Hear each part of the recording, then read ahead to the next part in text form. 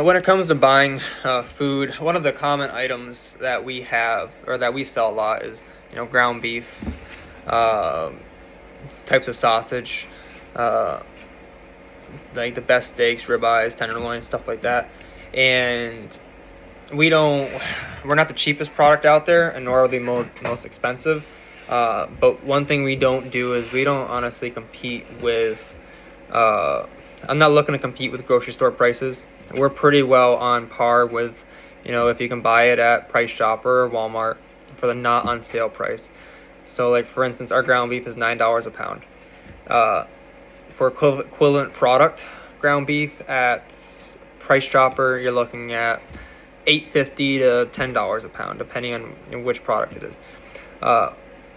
The reason we get the objection a lot that our ground beef is expensive, well, sure, depending on how you consider expensive, because if you're looking at ground beef as all being the same, that's just it's wrong.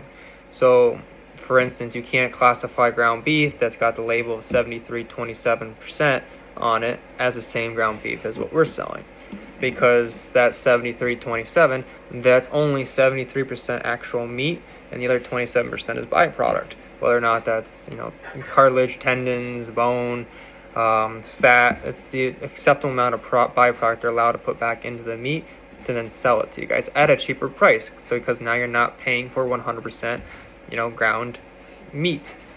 So it's all about understanding the product. Just because everything has a similar name doesn't mean it's the same type of product. And now it also doesn't mean that the product is better, because honestly, if our ground beef is leaner, it may not be as useful in certain types of dishes or food or stuff like that. So you may want to buy ground beef that would be fattier or have more fat in it because you're looking to do something different. But that's the one thing that we always ask is, before we give a price objection, understand what you're actually buying. And then also, it's the value of, well, was this meat raised locally? So like for us, do you know the farm or the business that it came from directly? Do you know the processors that came from directly? Do you know the delivery people?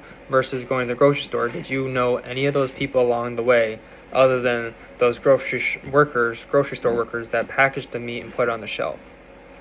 So there's a value to that. And then the other value is we run primarily a delivery service.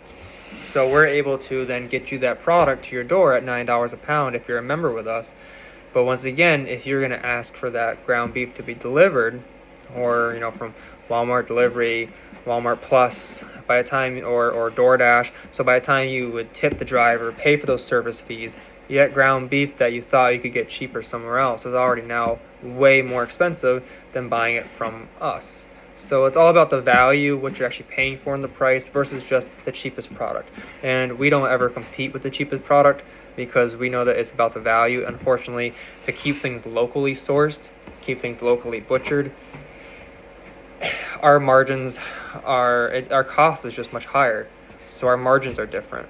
We're not butchering out thousands of beef cattle or thousands of pigs daily, and we can now make our margins off of a couple cents per dollar, versus only butchering out, hypothetically, maybe 3 or 4 a week, or maybe 3 or 4 a month.